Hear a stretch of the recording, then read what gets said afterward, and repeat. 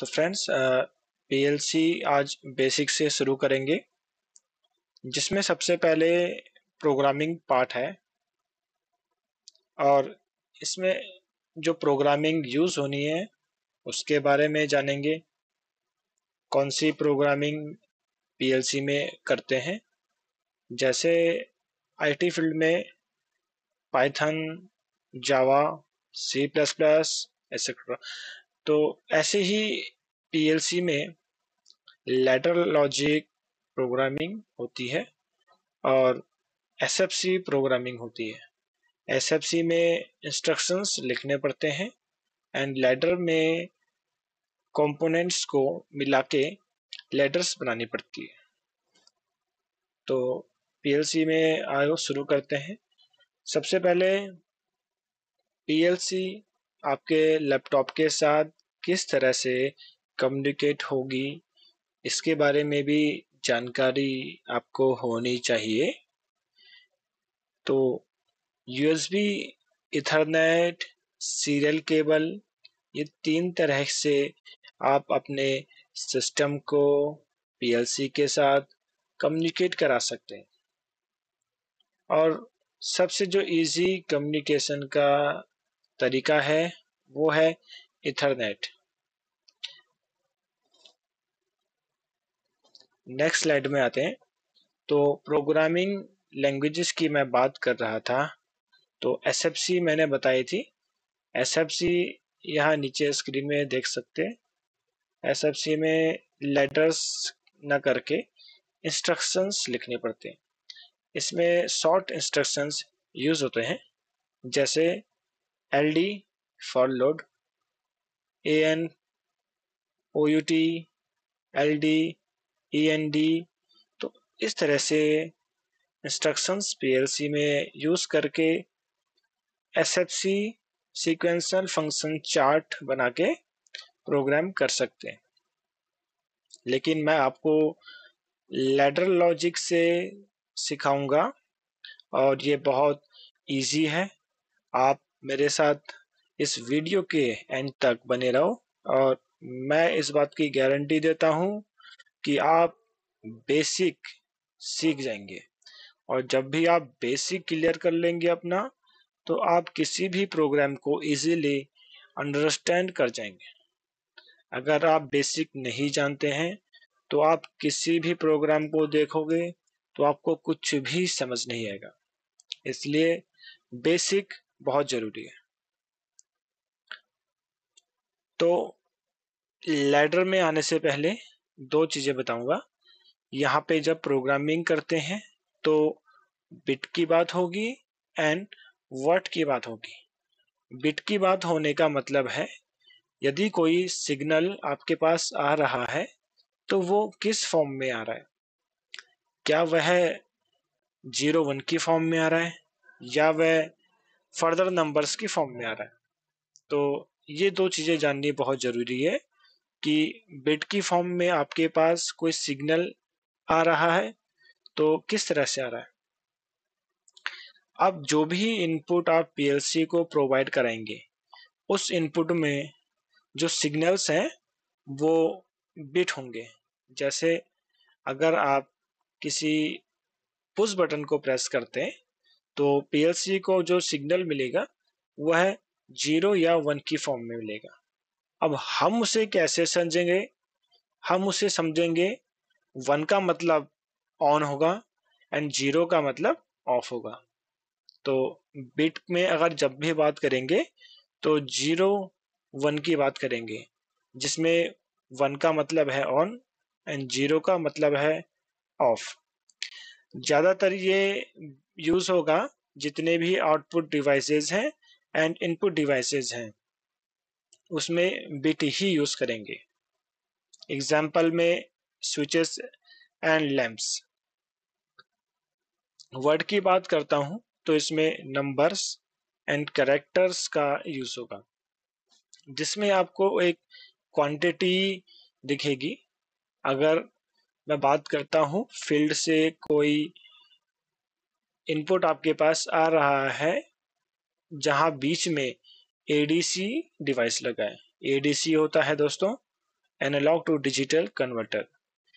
जब भी कोई वैल्यू एडीसी से पीएलसी तक आएगी तो वो हमेशा एक क्वांटिटी में आएगी, 1 2 3 इस तरह से एक बड़ी क्वांटिटी में आएगी, और वही हमको प्रोग्राम में समझनी पड़ती है। नेक्स्ट देखते हैं, जैसे जो न्यूमेरिकल फॉर्मेट्स हैं तो वो किस तरह से वैल्यूज दिखेंगे, decimal, binary, hexadecimal and octal. तो ये सारे के सारे फॉर्मेट्स हैं जो पीएलसी में यूज होते हैं।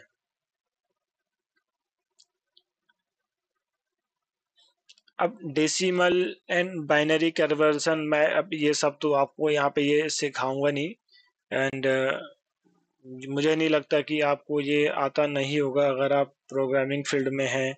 फिर भी अगर आप फ्रेश हैं तो घबराने की बात नहीं है, आपको कहीं भी कोई कन्वर्जन नहीं करना है।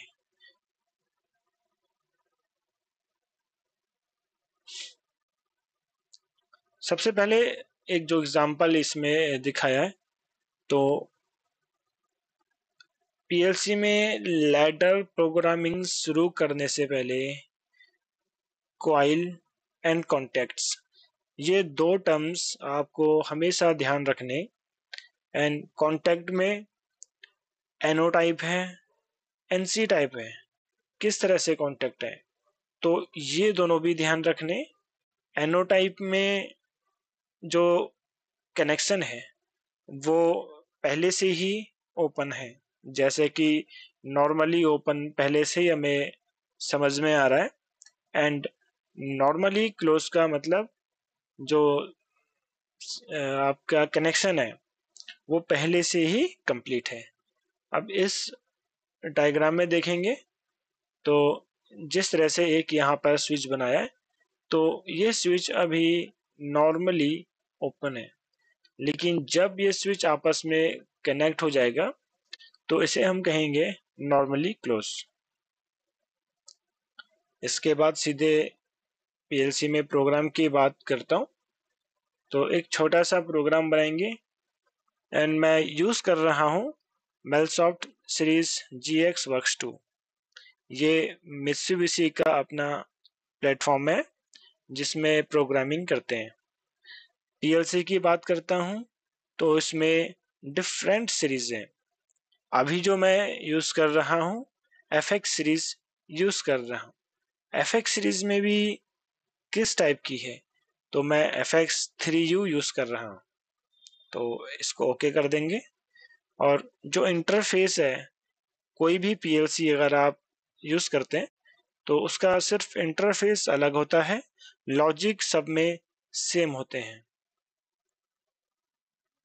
तो एक छोटा सा प्रोग्राम बनाता हूँ। इस प्रोग्राम में एक इनपुट होगा जिसका डिवाइस जो इनपुट है तो उसे नाम दिया है X0, एंड जो आउटपुट है उसे नाम दिया है Y0। तो इस तरह से हमने एक इनपुट से आउटपुट जनरेट कराना है। अब ये आउटपुट जनरेट आप सीधे भी कर सकते थे कि आपने स्विच से कोई बल्ब ऑन कराया। पीएलसी की जरूरत क्यों पड़ी? पीएलसी की जरूरत इसलिए पड़ी क्योंकि यहाँ पर बात सिर्फ एक लाइन की नहीं हो रही है, यहाँ पर एक लॉजिक की नहीं हो रही है, बात होगी एक बड़े स्केल में एक इंडस्ट्री की बात होगी। क्योंकि इंडस्ट्री में कितने ही प्रकार के प्रोसेसेस होती हैं जिनमें अलग अलग प्रकार से input, sensors and output use होते हैं, जो कि रिले लॉजिक से, हार्डवेयर लॉजिक से टोटली पॉसिबल नहीं है। क्योंकि हार्डवेयर लॉजिक में जब भी कोई फॉल्ट आएगा तो इजीली फाइंड आउट नहीं हो पाएगा, एंड उसके लिए हमारी कॉस्टिंग भी ज़्यादा होगी, एंड मैन पावर भी बहुत लगेगी। इसलिए पीएलसी की हेल्प से हम वो सारे के सारी मैन पावर रिड्यूस कर देंगे, वो सारे के सारे हार्डवायर लॉजिक रिड्यूस कर देंगे, और उसका इम्प्लीमेंटेशन यहाँ लॉजिक हम अपने सॉफ्टवेयर में बनाएंगे। तो ये एक छोटा सा अभी प्रोग्राम शुरू कर रहे हैं, जिसमें एक इनपुट से आउटपुट जनरेट कराया है।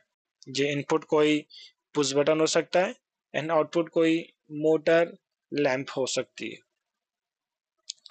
अब इस आउटपुट को जब भी आप जनरेट कराएंगे कोई भी आउटपुट, तो उसे सबसे पहले होल्ड करना है।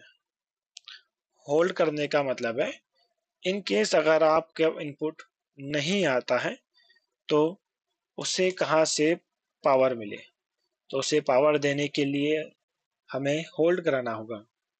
होल्ड कराने के लिए एक नॉर्मल सा प्रोसीजर है। जहां भी आपने होल्ड कराना है तो इनपुट के नीचे ही पैरेलल में एक कांटेक्ट बनाना है और उस कांटेक्ट को आउटपुट के साथ लिंक करना है।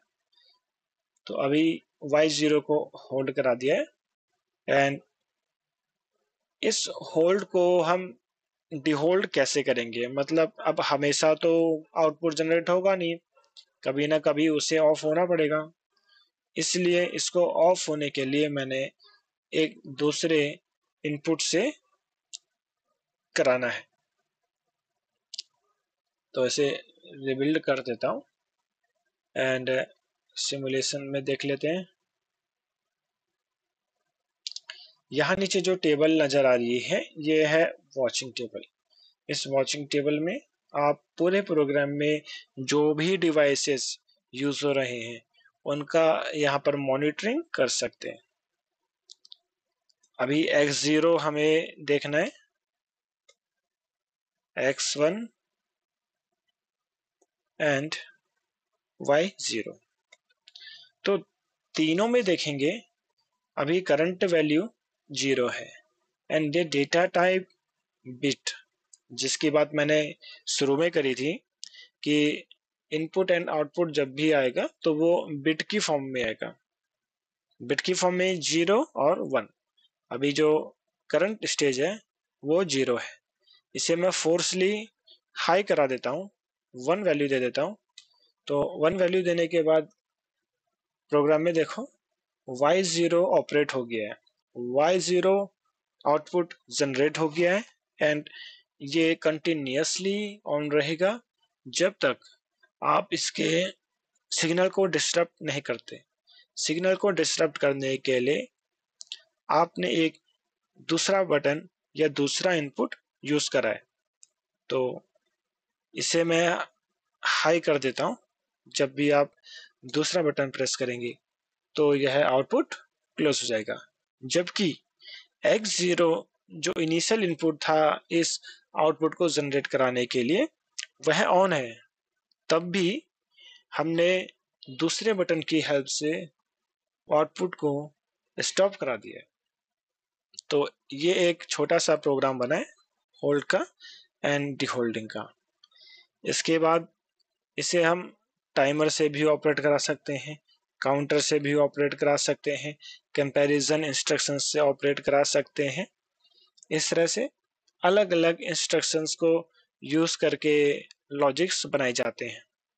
एक दोबारा से एक छोटा सा लॉजिक बनाता हूँ। इस लॉजिक में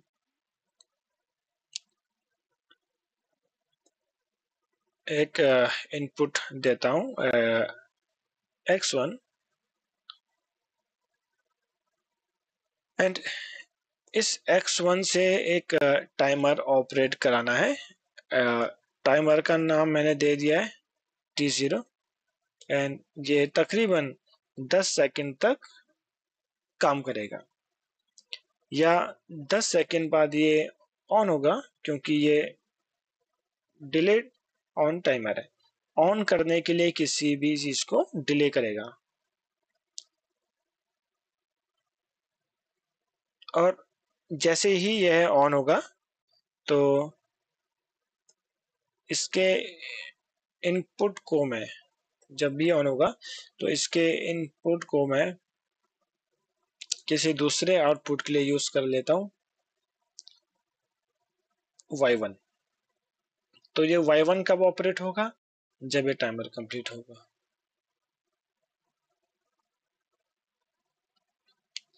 तो इसे रिबिल्ड कर देता हूँ एंड सिमुलेशन दोबारा से शुरू करता हूँ। यहाँ वॉच टेबल में y1 एंड t0 ले लेते हैं। t0 के कहाँ गया?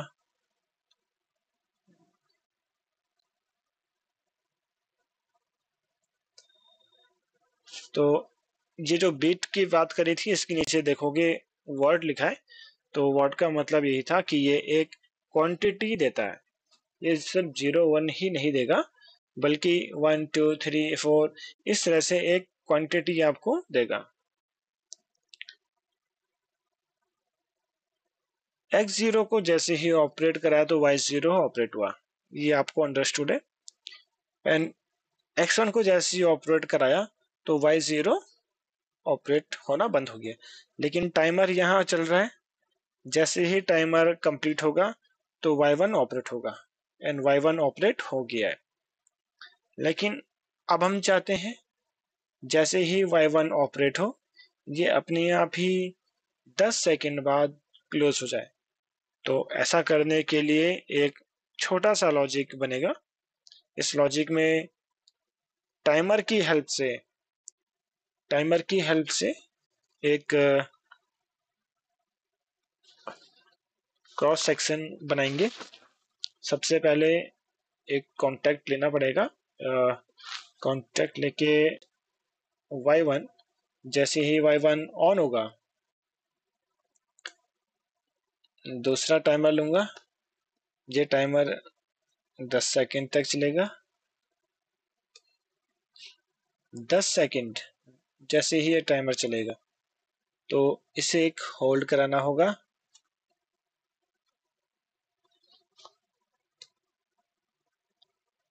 टाइमर 1 होल्ड करा दिया है। जैसे टाइमर 1 होल्ड होगा,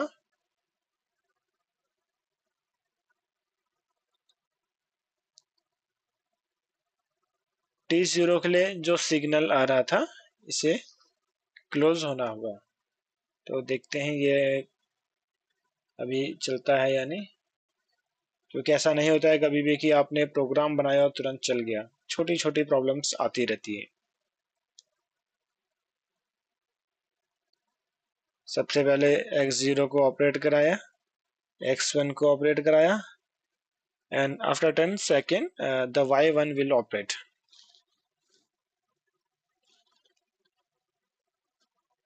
See, after y1 operates, the timer 1 also working, and after 10 seconds it will on. When the timer 1 on, it breaks the signal of t0। तो t0 के सिग्नल जैसे ही ब्रेक हुए तो y1 भी आपका क्लोज हो गया। तो इस तरह से ये प्रोग्राम आपका बनता है।